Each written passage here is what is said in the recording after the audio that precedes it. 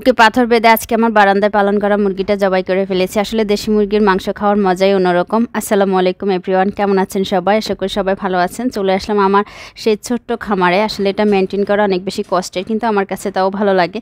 এগুলোর দিকে তাকালে কেমন একটা মায়া কাজ করে। আর অনেকেই তো আসলে বিড়াল পালে, কুকুর পালে বা হচ্ছে আরও অনেক কিছুই পালন করে। হ্যাঁ, ওইগুলো আমার কাছে একেবারেই ভালো লাগে না। তো আমার মুরগিটাকে আমি ধরে ফেলছি, মানে এটা মোরগ ছিল। তো এটাকে যখন আনতেছিলাম, এই দুইটা মুরগি আমাকে এমনভাবে খামচি দিছে যে একেবারে দাগ বানিয়ে ফেলছে। যাই হোক, তাসকিনার আব্বু সহ হাসাহাসি করতেছি। আর এদিকে দেখেন এই মুরগিটা ডিম পেড়ে দিছে। এটা হচ্ছে 13 নম্বর ডিম। খুবই আনন্দ লাগতেছে। 12 নম্বর ডিম যখন হাতে পেয়েছিলাম তখন আমি ভাবছিলাম আর একটাও পারবে না। মাশাআল্লাহ, আজকেও একটা দিয়েছে। আর এই লাল সুন্দরী কবে যে ডিম পারবে আল্লাহই জানে। আসলে আমার কাছে পাখি, মুরগি আর হচ্ছে কবুতর ছাড়া আর কোনো কিছুই পালতে ভালো লাগে না। অনেকেই দেখি খরগোশ পালন করে, মানে খরগোশ পেলে আসলে কী লাভ আমি নিজেও জানি না। যদিও মুরগি পালন করে একটা দুটা ডিম খাওয়া যায়, আর নিজে হাতে পালন করা মুরগির মাংস খেতেও কিন্তু ভালো লাগে। যদিও মায়া কাজ করে, তাও মায়া দিয়ে তো আর হবে না।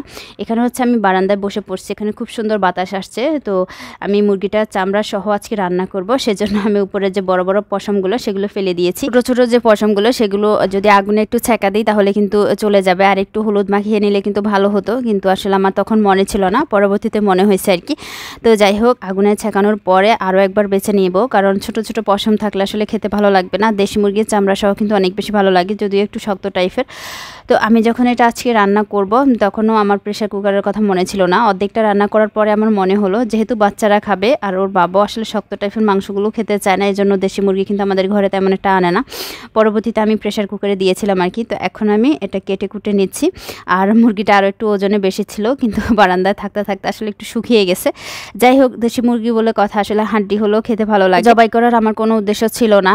ভেবেছিলাম দুইটা মুরগির সাথে একটা মোরগ থাকবে, কিন্তু সকালবেলা আসলে এটা যে একটা ডাকাডাকি শুরু করে আমাদের বাড়িওয়ালা, উনি আসলে নিচে এসে একটু বসে। ওনার কানে যখন শব্দগুলো যাবে তখন আসলে আমরা ধরা খেয়ে যাব।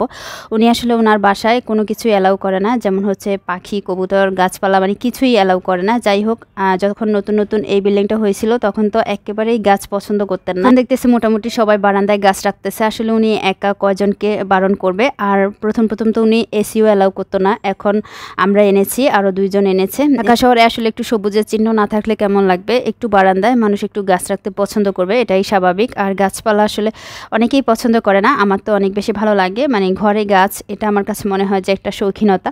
যাই হোক, এখানে কথা বলতে বলতে রান্না করতে চলে আসেন। আমি আদা, রসুন, এরপরে পেঁয়াজ ব্লেন্ড করে নিয়েছি। আর আমি যে আজকে আমার বারান্দা থেকে মুরগিটা জবাই দিয়েছি, আবার এখন টাটকা টাটকা মানে মশলা দিয়ে রান্না করতেছি। আমার কাছে মনে হচ্ছিল পুরোই গ্রামীণ একটা পরিবেশ। এখানে আমি মুরগির মাংসে যা যা মশলা দেওয়া লাগে সব মশলা দিয়ে কষিয়ে এরপরে হচ্ছে মাংসটা দিয়ে দেব। তো এখন পর্যন্ত আমার প্রেশার কুকারের কথা মনে নেই। তো পরবর্তীতে আমি এটা প্রেশার কুকারে দিয়ে সিদ্ধ করে নিয়েছি, এতে করে আসলে বাচ্চারাও খেতে পেরেছে।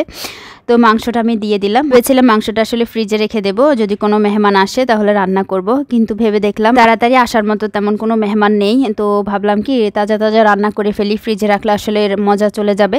তো এই তো মাংসটা কষিয়ে এরপরে আমি এখানে প্রেশার কুকারে দিয়ে 6-7টার মতো সিজ দিয়ে দিয়েছি। আর এদিকে মাংসটা সিদ্ধ হয়ে গেছে। এখন বেশি পরিমাণে আলু দেব, কারণ আমার ভিডিও যারা দেখেন তারা অবশ্যই জানেন আমার ছেলে একটু আলুই খেতে পছন্দ করে। তারিফের কথা বলতেছি, ও একেবারেই মাংস খেতে পছন্দ করে না।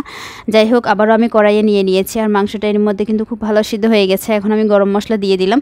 আর মাখা মাখা ঝোলে কিন্তু দেশি মুরগি অনেক বেশি ভালো লাগে। তো আমার আজকে ভিডিওটি কেমন লেগেছে অবশ্যই কমেন্ট করে জানাবেন।